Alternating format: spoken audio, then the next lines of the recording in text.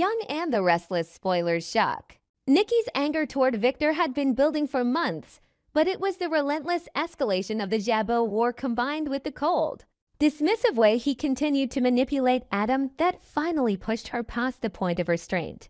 This was no longer about business rivalries or strategic maneuvering.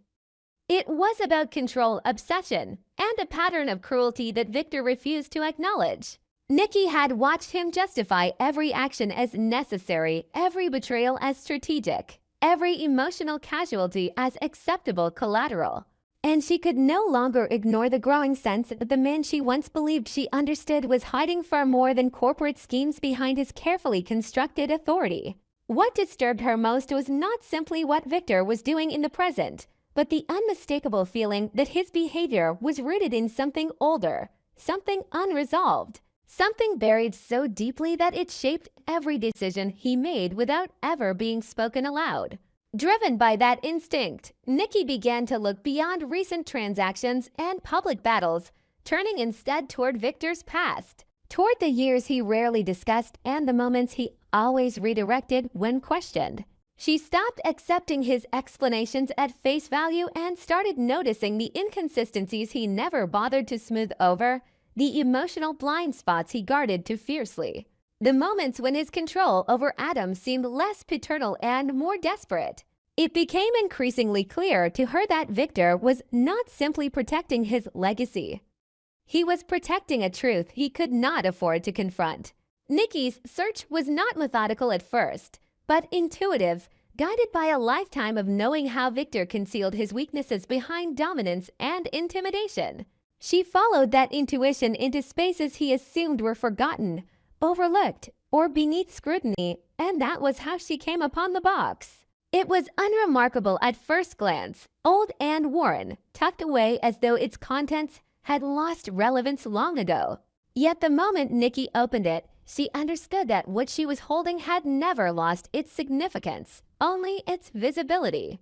Inside were medical documents whose terminology felt outdated, incomplete, and intentionally vague, records that seemed designed to confuse rather than clarify. The more she examined them, the more unsettled she became, sensing that these were not relics of innocent oversight but artifacts of deliberate concealment. Mixed among the papers were handwritten letters, their phrasing oddly careful, their language fragmented and coded, as though the writer feared being understood too clearly. They did not read like correspondence meant for comfort or connection, but like messages written under pressure, meant to preserve truth while disguising it. Nikki recognized immediately that these were not business secrets. They were personal, intimate, and dangerous. As the implications settled in, Nikki began to piece together what Victor had spent decades keeping hidden. The documents, the letters, the timing, and Victor's obsessive grip on Adam all pointed toward a single, destabilizing conclusion. Victor had been living with a lie about the very foundation of the Newman family. The realization was not sudden but cumulative, growing heavier with each connection Nikki made, until the truth felt undeniable. Victor was not Adam's biological father. The man who had built his identity around legacy, bloodline, and control had constructed that legacy on a false premise. And worse, he knew it. The DNA evidence that Nikki uncovered did not simply contradict Victor's narrative. It shattered it completely. Adam was not his son by blood, and yet Victor continued to dominate every aspect of Adam's life, not out of paternal love, but out of fear of exposure, fear of losing authority, fear of what would happen if Adam ever learned the truth. The most unsettling part of Nikki's discovery came when she followed the DNA trail to its unavoidable conclusion. The biological connection did not lead back to Victor at all, but to Jack.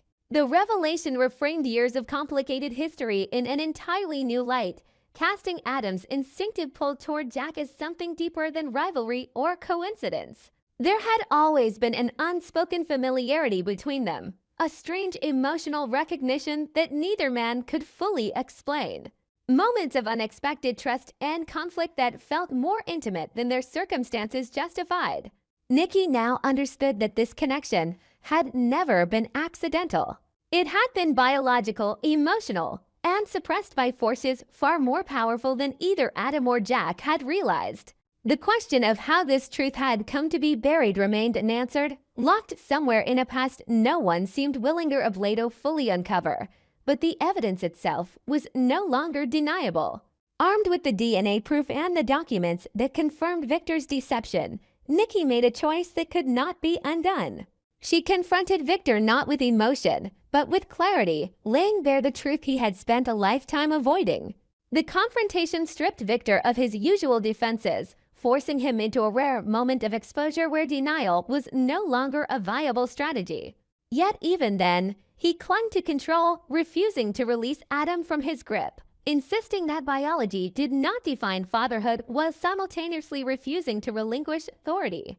It was a contradiction that revealed the depth of Victor's fear, a man desperate to preserve power even as the foundation beneath him collapsed. Nikki saw, with painful clarity, that Victor's need to dominate Adam had never been about love, but about ownership, about preventing a truth that would unravel everything he believed himself to be. As the truth began to surface, the bond between Adam and Jack shifted in ways neither of them initially understood. Their interactions, once defined by rivalry, suspicion, and reluctant respect, took on a new weight, charged with an unspoken recognition that something fundamental connected them. The DNA evidence did not instantly rewrite their relationship, but it explained the emotional gravity that had always existed between them. The sense of unfinished understanding that neither man could articulate. What emerged was not immediate reconciliation, but a profound disruption of identity, a quiet reckoning with the possibility that their lives had been shaped by a truth deliberately stolen from them. In the aftermath, nothing in Genoa City remained untouched. Victor's authority, once absolute, now carried the stench of deception.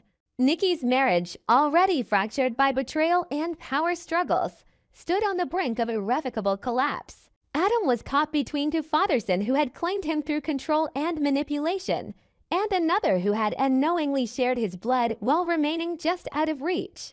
Jack, confronted with a truth that redefined his past, was forced to question not only Victor's actions, but his own instincts, his own history, and the moments he had dismissed as coincidence. The revelation did not bring resolution. It ignited a new era of conflict, one rooted not in business wars or public scandals, but in identity, blood, and the devastating cost of secrets buried too deep for too long. The air in the main salon of the Newman Ranch was so brittle it felt as though a single raised voice might shatter the crystal tumblers resting on the mahogany side table. Outside, the December wind howled through the leafless oaks of the estate, but inside, the chill was entirely man-made. Adam Newman paced the length of the Persian rug, his movements sharp and agitated. He stopped abruptly, turning to face the man seated behind the massive desk in the corner, the man who cast a shadow over every aspect of his life. "It's not just about the attack on Jabot, Victor," Adam said, his voice low but vibrating with suppressed fury. "It's the pattern. It's always the same pattern.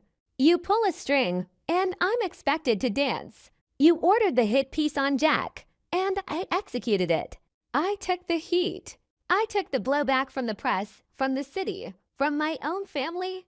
Victor Newman did not look up from the document he was perusing. His silence was a weapon, one he had wielded for decades. "You did what was necessary for this family, Adam. Do not mistake duty for martyrdom." "Duty," Adam let out a harsh, incredulous laugh. "Is that what you call it? I call it manipulation. You dangle approval in front of me like a carrot, then snatch it away the moment I show a sliver of independence. You pit me against Victoria, against Nick, and now you're using me to destroy Jack Abbott just to satisfy your own ego. When does it end? When do I get to be a partner instead of a pawn?" Before Victor could respond, the heavy double doors swung open. Chelsea Lawson strode in, her eyes red-rimmed but blazing with a fierce resolve. She didn't look at Victor. Her gaze was fixed solely on Adam. "It ends now, Adam," Chelsea said, her voice trembling with emotion.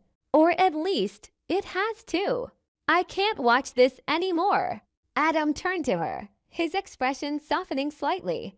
"Chelsea, please. This isn't the time."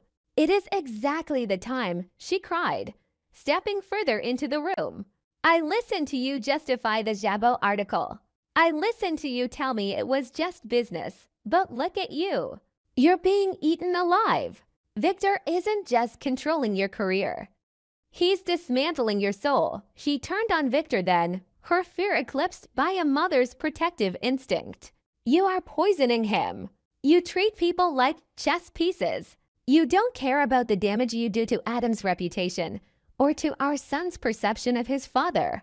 You are destroying everything good in him just to prove you can. Victor slowly removed his reading glasses, his eyes narrowing into cold slits. You are hysterical, Chelsea. I suggest you compose yourself before you say something you cannot take back. I'm done being composed, Chelsea countered, her voice rising. And I'm done watching the man I love turn into you. The commotion drew Nikki Newman from the foyer. She entered the salon with the regal bearing of a queen, but her face was pale, etched with the strain of the last few weeks. She looked from Chelsea's tear-streaked face to Adam's clenched fists, and finally settled her gaze on her husband. She's right, Victor, Nikki said, her tone icy and final. Victor stood up, his imposing frame filling the space behind the desk. Nikki, do not take sides in a matter you do not understand. I understand perfectly, Nikki snapped, walking past Adam to stand beside Chelsea, presenting a united front that seemed to catch Victor off guard. I know about the AI scheme. I know how far you've gone to ruin Jack. It is cruel, Victor. It is beneath you. And it is reckless. Do you think the Newman name can survive this? You are risking our legacy, our standing in this community. And for what? A vendetta. I am protecting this family, Victor roared, slamming his hand down on the desk. The sound echoed like a gunshot. You are tearing this family apart, Nikki shouted back, her composure cracking. You manipulate your children, you lie to your wife, and you justify it all as protection. But look around you. Nick is wary of you, Victoria is exhausted. And Adam? You treat Adam like a chaotic element you have to contain rather than a son you love. You have no idea what I have done for him. Victor's face flushed a deep crimson, a vein throbbing in his temple. The walls were closing in. The accusations were coming from every corner wife he adored, the son he tormented, the woman who saw through his defenses. Then tell us, Adam stepped forward, his eyes pleading for a shred of honesty. Tell us why you treat me like this. Why am I always the outsider? Why do I have to fight for scraps of respect while you hand the kingdom to everyone else? What is it about me that you despise so much? I do not despise you, Victor bellowed, the control he prized so dearly slipping through his fingers like sand. Then why, Adam demanded, screaming now. Why the games? Why the lies? Because you are not my son. The words hung in the air, suspended in a terrible, suffocating silence. The grandfather clock in the hall ticked loudly, each second stretching into an eternity. Chelsea gasped, her hand flying to her mouth. Nikki froze, her eyes widening in sheer disbelief. Adam stood paralyzed, as if struck by a physical blow. He blinked, shaking his head slightly, trying to process the syllables that had just come out of Victor's mouth.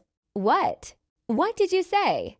Victor slumped back into his chair, the energy draining from him in a sudden rush. He looked older. Suddenly, the Titan reduced to a mortal man burdened by a devastating truth. He rubbed his face with a trembling hand. I did not intend for you to know. Not like this. You said, Adam's voice was a whisper, a broken sound. You said, I'm not your son. I orchestrated it, Victor said, his voice devoid of its usual power, flat and factual. Years ago, when Hope told me she was pregnant, the timing was complicated. There were other factors. I knew the child needed the Newman name. I knew I needed an heir who possessed a certain fire. A fire I saw in her, and a fire I wanted to claim. You lied, Nikki breathed, horrific realization dawning on her. You lied to everyone. To Hope. Did Hope know? Hope knew the truth, Victor said quietly. But we agreed. For the boy's sake. To give him a destiny greater than a farm in Kansas, he looked up at Adam, his eyes hard but glistening with a strange, twisted form of affection. I forged the paternity tests, Adam.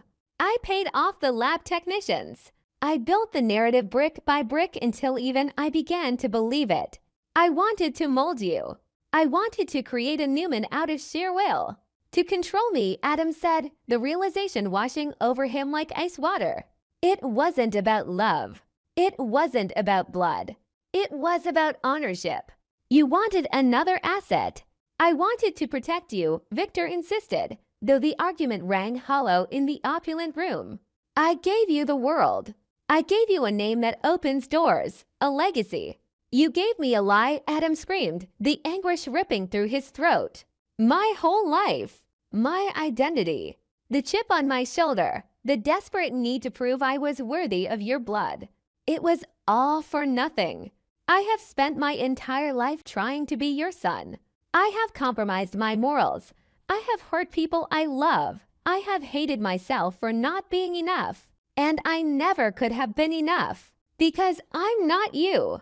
Chelsea reached out, grabbing Adam's arm to steady him, but he flinched away, his body vibrating with shock.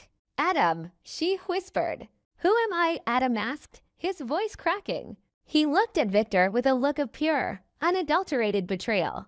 If I am not Adam Newman, then who the hell am I? Victor looked away, unable to meet the devastation in the younger man's eyes. It does not matter. You are who I made you. No, Nikki said, her voice trembling with rage. No, Victor. You don't get to say that. Not after this. She looked at her husband with a stranger's eyes. You have played God with all of our lives. But this is unforgivable. Adam backed away, stumbling slightly as he hit the edge of the sofa. The room was spinning. The portrait of Victor hanging above the fireplace seemed to mock him, stern patriarch looking down on his creation. The connection he had felt, the dark impulses he shared with Victor, the ruthless business sense had attributed it all to genetics. He had thought he was cursed by his blood. But there was no curse. There was only a man, a lie, and a lifetime of manipulation. I worshipped you, Adam whispered, tears finally spilling over, hot and angry. Even when I hated you, I worshipped you. I wanted to be you. And you let me twist myself into knots for a lie.